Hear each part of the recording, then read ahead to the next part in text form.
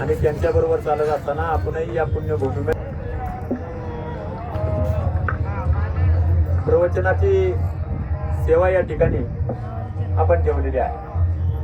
आणि खऱ्या अर्थानं आपल्या वाघाळे गावामधून हा पायदिंडी सोहळा निघतो. याला हे 3रं वर्ष आहे आणि 3ऱ्या वर्षाच्या निमित्तानं आपण सर्वजण एकत्रित आणि अतिशय आनंदाच्या आणि उत्साहाच्या वातावरणामध्ये हा दिंडी सोहळा संपन्न करण्यासाठी या जगाचा बाप पंढरीनाथ पांडुरंगाला भेटण्यासाठी माऊलीच्या बरोबर आपण त्या ठिकाणी सर्व वारकरी संप्रदाय आपण सर्वजण मायबाप त्या ठिकाणी जाणार आहोत. आजच्या या प्रवचनाच्या सेवेसाठी या ठिकाणी जगद्गुरू तुकाराम महाराजांचा एक अभंग घेतलेला आहे. 4 चरणाचा अभंग आहे आणि मागणीपर अभंग या ठिकाणी आपण घेतलेला आहे. अभंग आहे, आगी लागून तया सुखा देणे हरिनये मुखा मज होत का विपत्ती पांडुरंग राहो चित्ती जळोते समूळ धन संपत्ती उत्तम कुळ तुका म्हणे देवा देणे घडो माझी सेवा. हा 4 चरणाचा अभंग आहे आणि यामध्ये जगद्गुरू तुकाराम महाराजांनी अतिशय चांगल्या पद्धतीनं मानवी जीवन जगत असताना कसं जगावं, त्याच्यामध्ये भगवंताचं महत्व काय आहे याबद्दल विशद केलेला आहे. थोडक्यामध्ये सुरुवातच आपण अभंगाची पाहिली तर जळोते सुख, त्यांचं सुख जाळायला सांगितलंय. ज्या सुखामध्ये आपल्याला आनंद नाही. जर आपण आपल्या घरी भरपूर संपत्ती आणि आपलं ऐश्वर्य संपन्न आपलं जर घरदार चाललेलं असेल, आपल्याकडे भरपूर संपत्ती आहे, जमीन जुमला मुलं बाळ सगळं आहे, परंतु जर आपण भगवंताचं नामस्मरण कधी केलंच नाही किंवा भगवंताला भेटण्यासाठी किंवा भगवंताबद्दल आपल्याला कधी आस्थाच जर आपल्या जीवनामध्ये आली नाही तर असं सुख आपल्याला जीवनामध्ये काही उपयोगाचं नाही. म्हणून तुकाराम महाराजांनी काय सांगितलं, जळोते सुख. आता हे सुख कोणत्या प्रकारचं जळायला सांगितलंय हे आपण पाहिलं, पण पुराणामध्ये अनेक प्रकार त्या ठिकाणी आपल्याला सांगितले. त्याची उदाहरणं आहेत की कोणत्या प्रकारचं सुख जळायला पाहिजे आणि त्यामुळं कोणाकोणाचा उद्धार झाला आणि त्या माध्यमातून त्यांचं अनुकरण करून आपल्याही जीवनामध्ये आपण सर्वांनी आपला उद्धार जर करून घ्यायचा असेल तर आपणही अशा सुखापासून अलिप्त राहिले पाहिजे. कोणतं सुख? ज्या सुखामध्ये भगवंताचा विसर पडलेला आहे असं सुख आपल्या जीवनामध्ये काही उपयोगाचं नाही. आणि ते सुख आपल्या जीवनामध्ये आलं तर आपल्याला त्याच्यापासून चांगलं घडणार नाही. म्हणून तुकाराम महाराजांनी अनेक वेळा आपल्याला त्या ठिकाणी तो उपदेश केलेला आहे. आपण मागणी केलेली, काय मागणी केली? हे असलं सुख आम्हाला नको. आपण हे भगवंताकडे मागणी केलेली आहे जगद्गुरू तुकाराम महाराजांनी. आता यामध्ये आपल्या सर्वांना माहित आहे की जगद्गुरू तुकाराम महाराज यांची संपत्ती किती होती, ते किती धनाढ्य होते किंवा ते सावकार होते. परंतु स्वतः त्यांनी त्यांच्या जीवनामध्ये ज्यावेळी त्यांना भगवंताचं महत्व लक्षात आल्यानंतर त्यांनी सर्व सावकारकी सोडून दिली. त्यांच्याकडे असणारी धनसंपत्ती म्हणजे आजचे टाटा बिर्ला सुद्धा त्यांच्या पुढे ठीक आहे, एवढी प्रचंड प्रमाणामध्ये असणारं त्यांचं वैभव होतं. हे सर्व वैभव दान केलं आणि भगवंताच्या नामस्मरणामध्ये ते तल्लीन झाले. आणि किती वर्ष होऊन गेले, आजही आपण त्यांचं नाव घेतोय. आज पालखी चालली कुणाची? संतांची पालखी चालली पंढरी राहायला भेटायला. पालखी चालली संतांची, कुणाला? पंढरी राहायला भेटायला चालली. मग आजही आपण त्यांचा नामघोष करतो आणि त्यांना इतक्या वाजत गाजत भजनाच्या नादामध्ये, टाळ मृदुंगाच्या वाद्यामध्ये आपण संतांना घेऊन चाललोय. कुणाला? भगवंताला भेटायला. म्हणजे त्यांनी त्याग तेवढा केलेला आहे आणि तो त्यांचा अधिकार आहे. म्हणून त्यांनी सांगितलंय की जळोते सुख, ते सुख मला नको. हे सांगायचा अधिकार कोणाला आहे? तुकाराम महाराजांना, कारण त्यांनी ते केलेलं आहे. आपण केलंय का? नाही. पुराणामध्ये एक कथा आहे.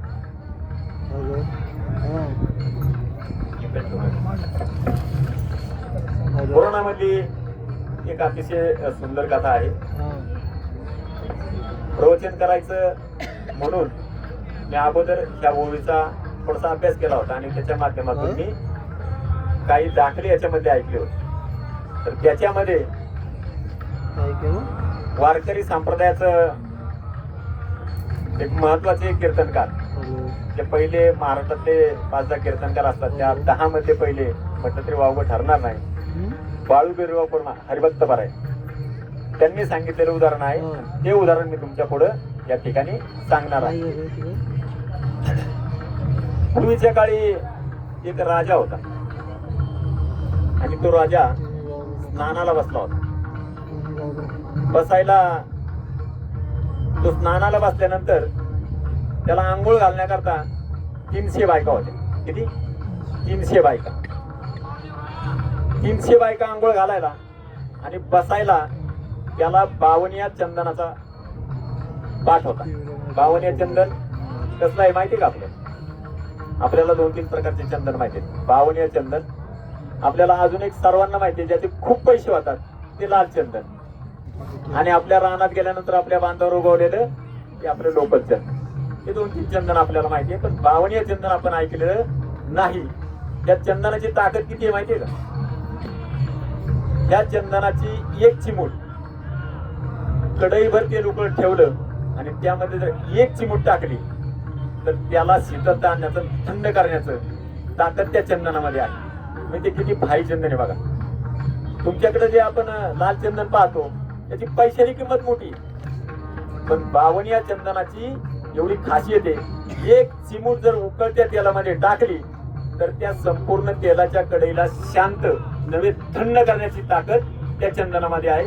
आणि अशा चंदनाचा पाठ बनवलेला आणि त्याच्यावरती तो राजा आंघोळ करत होता. त्याला स्नान घालायला 300 बायका होत्या. किती? 300 बायका. बघा, प्रत्येक दिवशी 300 बायका, आठवड्याचे 6 दिवस,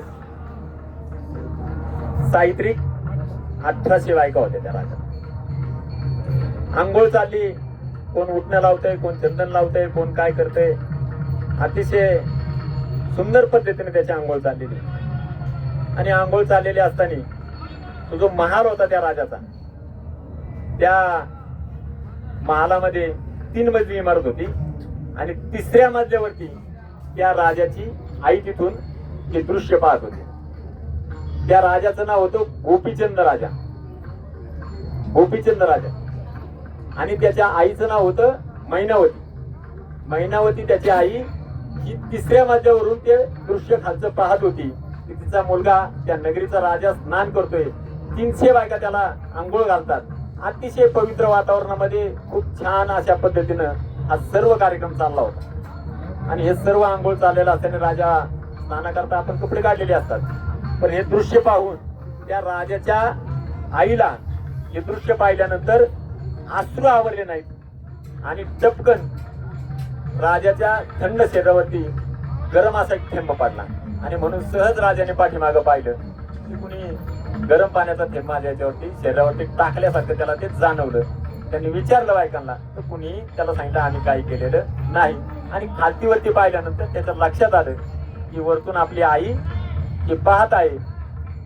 आणि ती आई पाहत असताना त्यांनी खालून सहज नजर मारली तर त्याच्या आईच्या डोळ्यामध्ये अश्रू होते.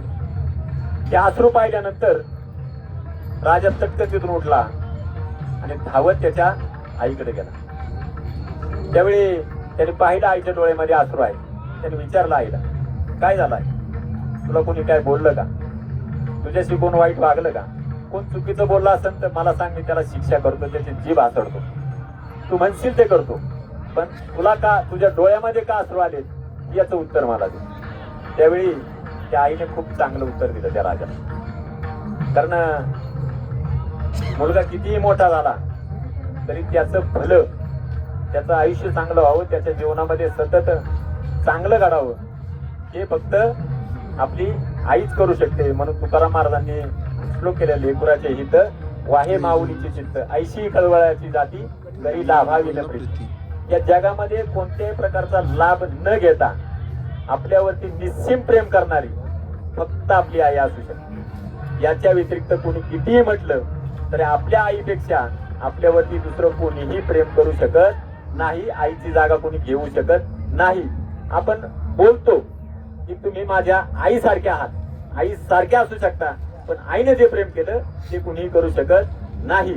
पण त्या राजाला त्याच्या आईनं ते अश्रू का आली याचं उत्तर विचारल्यानंतर तिने सांगितलं की अरे तुझ्यापूर्वी तुझा बाप होता आणि तुझ्या बापाकडे एवढं वैभव होतं, त्या वैभवातलं फक्त तुझ्याकडे किती राहिलेले 4 आणे. म्हणजे याच्यात चौपट वैभव त्या राजाकडे होतं. परंतु त्या राजाला तुझ्या बापाला मी चंदनाच्या लाकडामध्ये आणि भरपूर सरपणामध्ये माझ्या समोर जाळताना पाहिलेला आहे. काय पाहिजे? जळताना पाहिलेला आहे. काही घडलं नाही त्यात. तर का घडलं नाही? तर तिने सांगितलं की तुझ्या वडिलाने जीवनामध्ये कधी भगवंताचं नामस्मरण केलं नाही, भगवंताच्या बद्दल कधी आस्था बाळगली नाही किंवा भगवत कार्य कोणतंही केलं नाही. म्हणून मला काळजी वाटते की तुझ्याकडे भक्त किती आहे? सत्पूर भाग आहे. त्याच्याकडे तुझ्यापेक्षा 4 पटीनं राज्य होतं. त्या राजाचं नाव होतं त्रिलोचन राजा. त्या गोपीचंद राजाच्या वडिलांचं नाव त्रिलोचन राजा. त्याच्याकडं याच्या 4 पट साम्राज्य होतं, परंतु भगवंताचं नामस्मरण केलं नाही म्हणून त्याच्या जीवनामध्ये काही घडलं नाही. असा समोर जळून गेला. पण तुझं चांगलं व्हावं आणि तुझ्या जीवनामध्ये यश संपादित व्हावं, तुझ्या आयुष्यामध्ये कोणतीही गोष्ट कमी पडू नये. पण कोणती गोष्ट कमी पडू नये असं जर वाटत असेल तर आपण काय केलं पाहिजे? भगवंताचं नामस्मरण केलं पाहिजे. तर त्याने विचारलं मग काय करू मी? त्यावेळी त्याच्या आईने त्याला अतिशय चांगल्या पद्धतीने सांगितलं की बाळा, तुझ्या वडिलाकडे एवढं मोठं साम्राज्य होतं, त्याने भगवंताचं नामस्मरण केलं, त्याच्या जीवनामध्ये काही घडलं नाही. परंतु तुझं आयुष्य खूप चांगलं व्हावं आणि तुझ्या जीवनामध्ये तू यश प्राप्त करावं म्हणून तू भगवंताची भक्ती केली पाहिजे, एवढीच माझी इच्छा. ठीक आहे म्हटलं. 1800 बायका, एवढं मोठं साम्राज्य. त्या क्षणाला तिथून 3ऱ्या माडीवरून खाली आला आणि खाली आल्यानंतर उघडी अंगावरती कपडा नव्हता.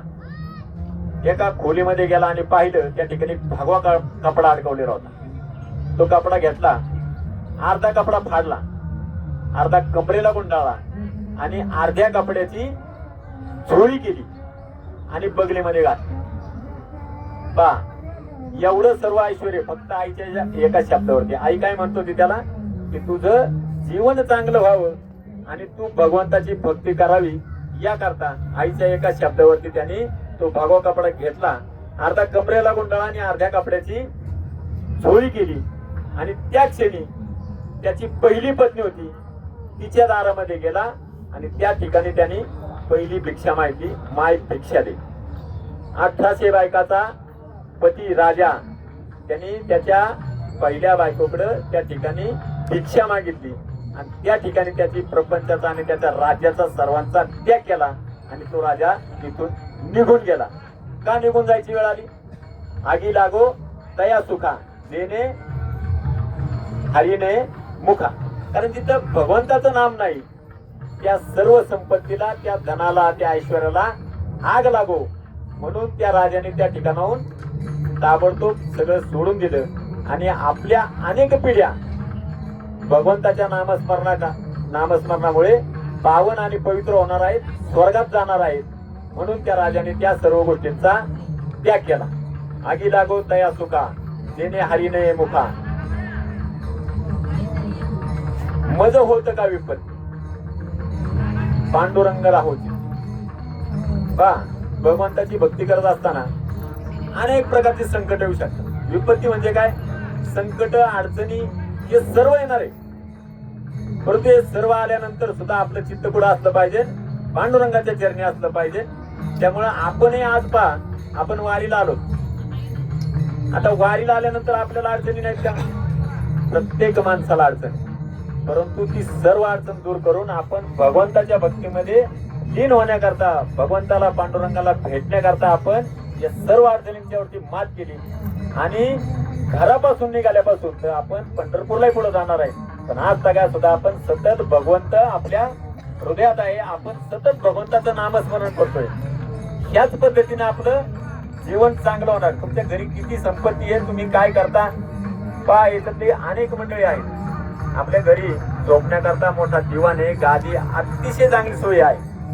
परंतु भगवंताचं नामस्मरण करा ज्यावेळी आपण वाटेने निघतो त्यावेळी आता इथं काय आहे, कोणत्या प्रकारची गादी नाही, खाली झोपायला चादर मिळेल की नाही माहित नाही, परंतु त्यावरती सुद्धा अतिशय आनंदाने संध्याकाळचे आपण सर्वजण निद्रिस्त होतो. कोणत्याही प्रकारची काळजी नाही, आपल्याजवळ काही नाही, भगवंताचं नाम सोडून आपल्याकडे काही नाही. भगवंताची कृपा आहे, त्यामुळे आपलं कुणी काही चोरीला नेणार नाही आणि त्याचा आपल्याला काही परिणाम होणार नाही. अतिशय उत्तम पद्धतीनं मी सुद्धा तुमच्या बरोबर तो सुख अनुभव घेतोय. हा वारीचा जो अनुभव आहे, हा सुख सोहळा हा स्वर्गामध्ये सुद्धा नाही. हा वारीचा अनुभव घेण्याकरता साक्षात 30 कोटी देव ही वारी पाहण्याकरता येतात आणि त्या वारीमध्ये आपण सर्वजण आपल्याला पाहायला देव येतात आणि आपण ती वारी करतोय आणि आपण खूप भाग्यवान आहोत. आणि सतत आपण हे केलं पाहिजे. आपल्या अनेक पिढ्यांना आपण हे सांगितलं पाहिजे आणि आपल्या भविष्यामध्ये जन्माला येणाऱ्या पिढ्यांनी सतत भगवंताचं नामस्मरण केलं पाहिजे. म्हणून आपण केलेली ही सुरुवात आणि या सुरुवातीमुळे आपलं नव्हे आपल्या नंतरच्या अनेक पिढ्यांचं जीवन उज्ज्वल, चांगलं, भगवंतमय, भक्तिमय होणार आहे. म्हणून हा त्याग चाललेला आहे आणि या त्यागामधूनच आपलं जीवन यशस्वी पद्धतीने घडणार आहे. वारीचं हे 3रं वर्ष आहे. आता बऱ्यापैकी समोर बसलेले सगळे ज्येष्ठ मंडळी आहेत, माझ्या माता भगिनी आहेत, सर्वजण मला ओळखतात. मी ह्या गादीवर बसला असत कदाचित तुम्हाला कोणालाही वाटलं नसेल, परंतु भगवंताच्या जर नामस्मरणामध्ये आपण विलीन झालो, पूर्ण आपण त्याच्याकडे जर लक्ष दिलं आणि ठरवलं आपल्याला भगवंतमय व्हायचंय, आपल्याला भगवंताचं नाम घ्यायचंय, तर त्या माध्यमातून माझ्या आजोबांचं वडिलांचं प्रारब्ध चांगलं होतं, त्यांनी माझं प्रारब्ध चांगलं घडवलं. म्हणून या गादीवरती या ठिकाणी बसण्याचा मान मला मिळाला आणि भगवंताचं सतत नाम घेण्याची ही संधी मला प्राप्त झाली. या संधीचं खरं श्रेय म्हणजे मी आज इथं प्रवचन करतो, मी कुठं शिकलो नाही, काहीच नाही, आपल्या सर्वांना माहिती, पण मला शिकवणारे तुम्ही सर्वजण पुढे बसलात आणि तुमच्या माध्यमातून ही भगवंताची सेवा करण्याची संधी मला मिळते. म्हणून तुमच्या सर्वांच्या चरणावर पुन्हा एकदा मी नतमस्तक होतो. या पद्धतीनं हा वारीचा कार्यक्रम अतिशय चांगल्या पद्धतीने चालू आहे, पुढेही चालणार आहे. याला परंपरा आहे. वारी केव्हा सुरू झाली, कुणी चालू केली? आपण चंदननगर मध्ये संजय भाऊ दायबरांचं प्रवचन ऐकलं. त्यांनी सांगितलं होतं संत तुकाराम महाराज, जगद्गुरु संत तुकाराम महाराजांचे धाकटे चिरंजीव नारायण स्वामी यांनी वारी सुरू केली. पण त्यांनी वारी सुरू करत असताना वारीचं सगळ्यात महत्वाचा विषय पहा. आज आपण पाहतोय जगद्गुरु तुकाराम महाराजांची वारी सोलापूर रोडने जाते आणि माऊलींची वारी या रोडने येते. आपल्याला वाटते ह्या दोन संतांच्या वेगवेगळ्या पालख्या आहेत, परंतु नारायण स्वामींनी ज्यावेळेस दिंडी पालखी सुरू केली त्या टायमाला त्यांच्या डोक्यामध्ये एक वेगळा विचार होता. संत ज्ञानेश्वर महाराज आणि जगद्गुरु तुकाराम महाराज या दोन्हींच्याही पादुका एकाच ठिकाणी ठेवून एकाच पालखीमधून त्यांची वारी काढलेली आहे. कदाचित आपल्याला माहित आहे का नाही मला माहित नाही, कारण आपल्या आळंदीच्या शाळेमध्ये शिकणारे अनेक विद्यार्थी आहेत. परंतु संत तुकाराम महाराजांची पालखी आणि त्यांच्या जर पादुकांचं दर्शन आपण घ्यायला गेलो तर वरच्या बाजूला आपण हात लावल्यानंतर जगद्गुरु तुकाराम महाराजांच्या पादुका आहे आणि त्याच्याच खाली हात लावल्यानंतर संत माऊलींच्या पादुका आहेत. त्या वारीमध्ये दोन्ही संतांची आपल्याला त्या ठिकाणी सेवा घडते. ती तुकोबारायांचा जो जातो त्याच्यामध्ये ते दोन्ही आहेत. आणि म्हणून वारकरी संप्रदायाला एक मंत्र तयार मिळाला. कुणामुळं? नारायण स्वामींच्यामुळे. कोणता? ज्ञानबा तुकाराम. आपण सर्वजण म्हणतो ज्ञानबा तुकाराम, ज्ञानबा तुकाराम. या दोन्हींना एकत्र करण्याचं आणि हा मंत्र आपणा सर्व वारकरी संप्रदायात देण्याचं खरं जे घडवलं असेल ते नारायण स्वामींनी घडवलेलं आहे. आणि त्या ज्ञानबा तुकाराम नामाचा जयघोष करत आपण सर्वजण पवित्र वातावरणामध्ये आनंदामध्ये, आपल्याला किती सुख दुःख, पाऊस, ऊन, वारा या सर्व गोष्टी अडचणीत येतात, परंतु या सर्वांचा त्याग करीत त्या सगळ्या गोष्टी पायाखाली घालीत आपण भक्तिमय वातावरणामध्ये पांडुरंगाला भेटायला जातो. आणि पांडुरंगाची भेट झाली तर आपलं मन शांत होतं, आपलं जीवन अतिशय चांगलं होतं. आपलं नव्हे, आपल्यानंतर येणाऱ्या अनेक पिढ्यांचं. कारण आपल्याला कुटुंबाला आपण परंपरा लावतो आणि भगवंताचं नामस्मरण करण्याची, भगवंताची भक्ती करण्याची परंपरा जर आपण आपल्या कुटुंबाला दिली तर खरोखर आपण, आपली मुलं, आपली येणाऱ्या पिढ्या ह्या भाग्यवान असतात. पहा, रामायणामधला एक प्रसंग आहे. आपण भगीरथ राजाबद्दल ऐकलेला. भगीरथ राजाला शाप मिळाला होता. त्या शापामध्ये त्याला सांगितलं होतं, त्याच्या हातून एक चूक झाली आणि त्याच्याबद्दल त्याला शासन मिळालं होतं. त्याला उशाप पण मागितला होता. त्यावेळी त्याला सांगितलं होतं, गंगा नदी पुढे स्वर्गामध्ये होती.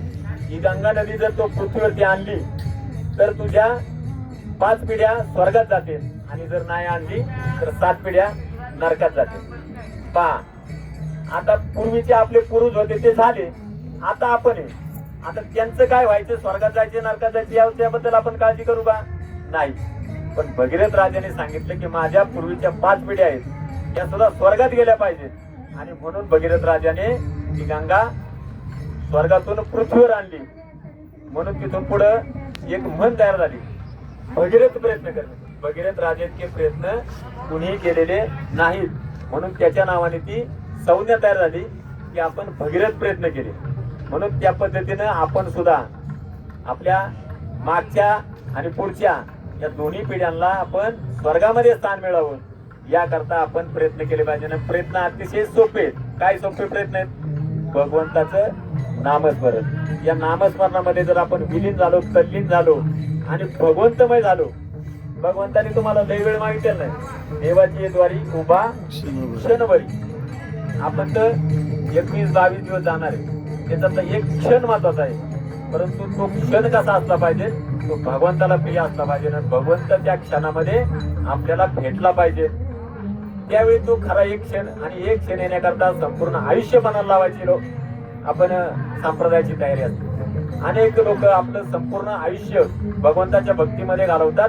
तो एक क्षण आपल्या जीवनामध्ये यावा आणि आपण भगवंताचं व्हावं याच्या करता ते करत असतात. दुसरी एक गोष्ट सांगतो, आगी लागो दया सुखा, एवढ्याच विषयावर सांगतो. महाभारतातला प्रसंग आहे. महाभारतात कौरव पांडवांचं ज्यावेळेस युद्धाची परिस्थिती निर्माण होणार होती, त्याच्या अगोदर भगवान श्रीकृष्ण त्या ठिकाणी समजवायला गेले होते. कोणाला? कौरवांना समजवायला गेले होते. कौरवांना समजवायला गेल्यानंतर पांडव वनवासातून आले होते, त्यांच्याकडे काही नव्हतं. परंतु दुर्योधनाकडे हस्तिनापूर नगरीचा तो राजा होता आणि त्याच्याकडे भरपूर संपत्ती होती.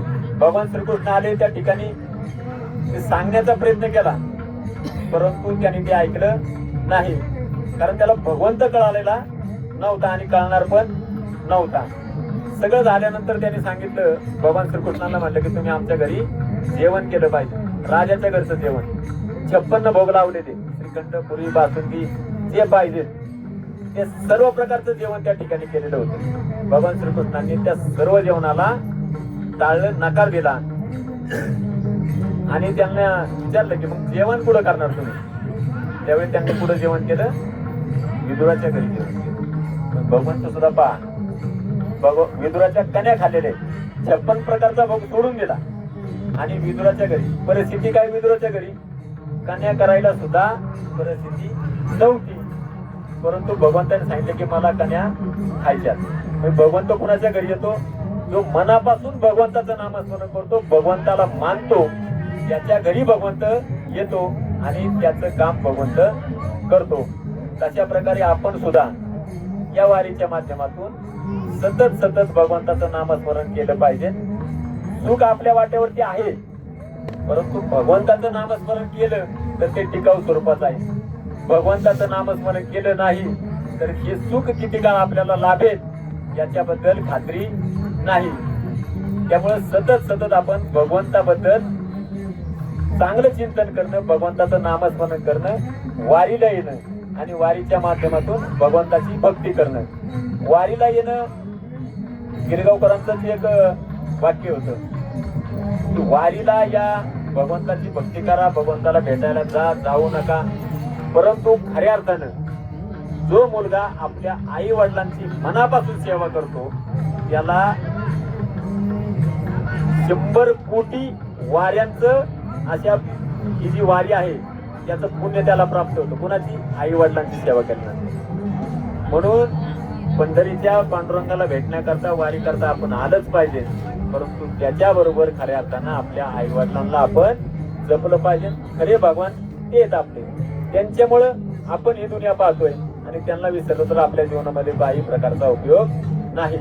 आगी लागवता असो का या बाबतीमध्ये, मग तो कोणत्या कुळामध्ये जन्माला आला याच्याबद्दलही काही घेतलं नाही. तो धनवान होता, श्रीमंत होता याच्याबद्दलही काही नाही. परंतु या सगळ्या गोष्टीमध्ये असं कोणतं सुख नको की त्याच्यामुळं भगवंताचा मला विसर होईल. एक शेवटची आणि छोटी गोष्ट सांगतो. आपल्यासारखी वारकरी एकदम साधे आणि नारद मुनींना एका प्रश्न पडला आणि भगवान विष्णूला त्यांनी सांगितलं की देवा, मी तुझा सर्वात जवळचा आणि आवडता भक्त आहे. देव म्हणले का बरं?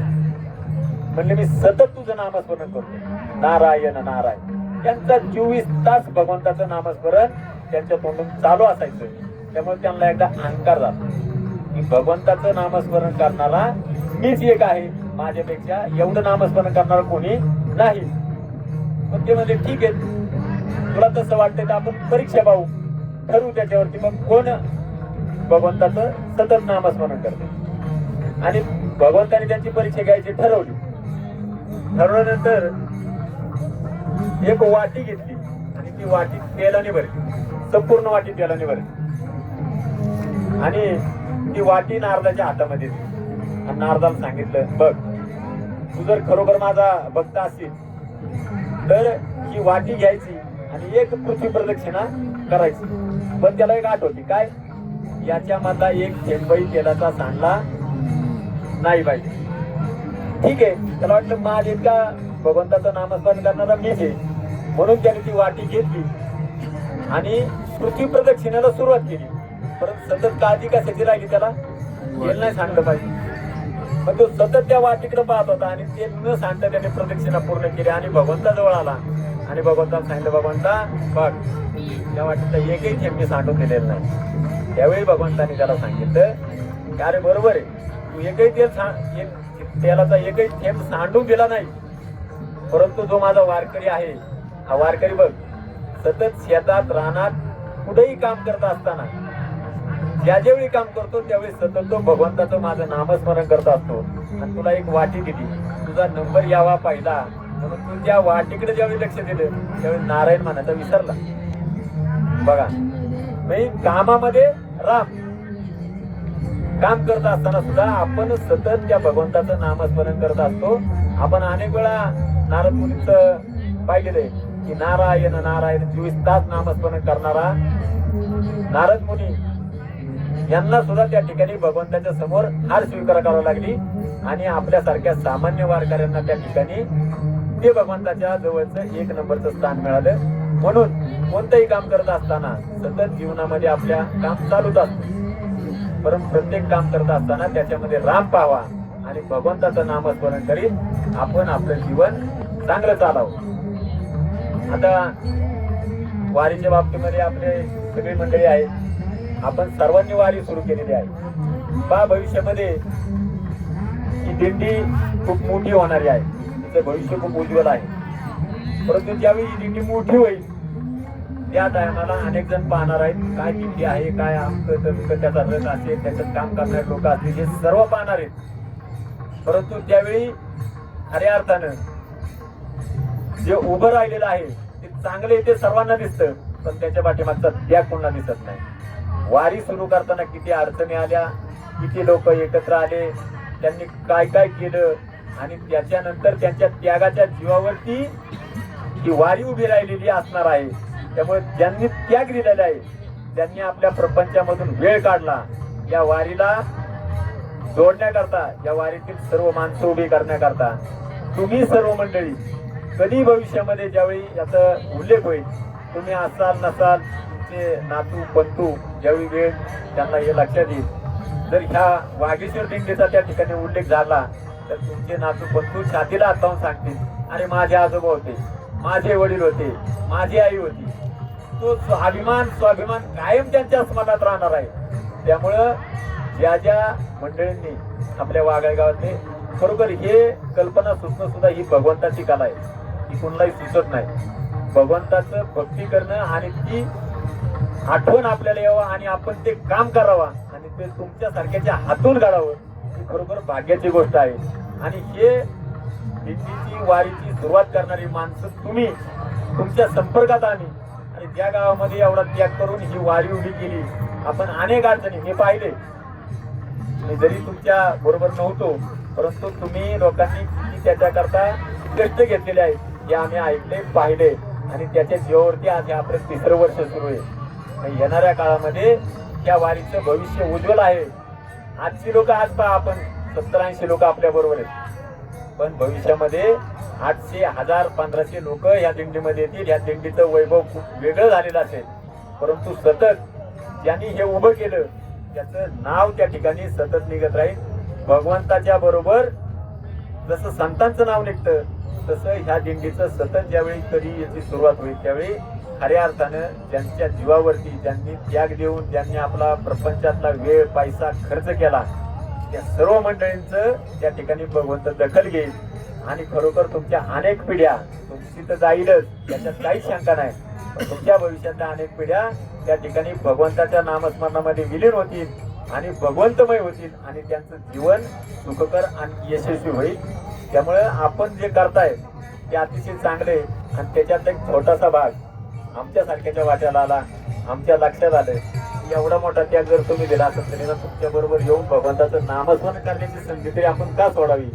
आणि बरोबर तुमच्या प्रेरणेने तुमच्यासारख्या माणसांनी, एकदम सामान्य माणसांनी दिंडी काढावी आणि आमच्यासारखी शिकलेली माणसं आम्ही वेगळ्या मार्गात, आम्ही सुद्धा ठरवलं की आपला मार्ग आपण बदलला पाहिजे आणि भगवंताच्या नामस्मरणामध्ये विलीन होऊन आपल्या जीवाचं सुद्धा सोनं केलं पाहिजे. आपलं जीवन सुखी आणि यशस्वी करायचं असेल तर आपण वारीत आलं पाहिजे, भगवंताचं नामस्मरण केलं पाहिजे. ते आपण भविष्यामध्ये कराल अशी अपेक्षा व्यक्त करतो. या ठिकाणी माझे गुरु हरिभक्तपरायण संतोष महाराज खेडकर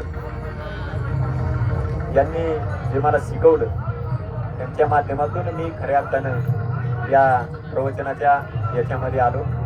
कारण प्रवचन शिकणं, कीर्तन शिकणं याच्याकरता खूप कष्ट आहेत. आळंदीत राहायचं, त्या ठिकाणी काम करायचं, शिकायचं, या सर्व गोष्टी असतात. भगवंत कृपेने तुमच्या आमच्या आशीर्वादाने आम्ही हे आता जास्त न बोलणारी माणसं आहेत आम्ही, पण थोडकं होण्या भगवंताचं नामस्मरण करायचं. हे सर्व तुमच्या पायाच्या पुण्याने, तुमच्या आशीर्वादाने आम्हाला ही संधी प्राप्त झाली. आम्हाला काही पुढं मोठे नाव कमवायचं नाही, मोठे कीर्तनकार प्रवचनकार व्हायचं नाही, परंतु भगवंताचं नाव घेता यावं याच्याकरता एवढी संधी मिळाली, हे आमच्याकरता खूप आहे. आणि हे सर्व तुमच्या सर्वांच्यामुळे शक्य झालं.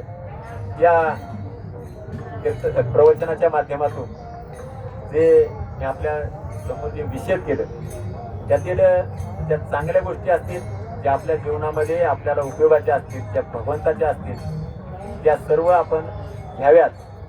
जे चुकीचं काही गेलं असेल ते माझ्या चुका आहेत, ती माझी भाबड्याची संकल्पना आहे, त्या गोष्टी मला परत द्याव्यात आणि सतत आपण भगवंताच्या नामस्मरणामध्ये लीन राहून भगवंतमय वातावरणामध्ये आपलं जीवन जगावं अशी अपेक्षा व्यक्त करतो. या ठिकाणी आपण मला ही संधी प्राप्त करून दिली. त्यामुळं वागेश्वर दिंडी सोहळा वाघाळे आपले सर्व संचालक, आपल्याबरोबर असणारे सर्व मंडळी, या सर्वांचं मनापासून आभार व्यक्त करतो. आणि झालेली सेवा पांडुरंगाच्या चरणी, त्या संतांच्या चरणी आणि त्याचबरोबर माझ्याकरता माझे देव तुम्ही सर्व बसलेले आहात, तुमच्या सर्वांच्या चरणी विलीन करतो आणि या ठिकाणी सेवेला पूर्ण विराम देतो. कुंडली कवरदेव हरी विठ्ठल श्री ज्ञानदेव तुकाराम पंढरीनाथ भगवान की जय. माऊली ज्ञानेश्वर महाराज की जय. जगद्गुरु तुकाराम महाराज की जय. वागेश्वर महाराज की जय.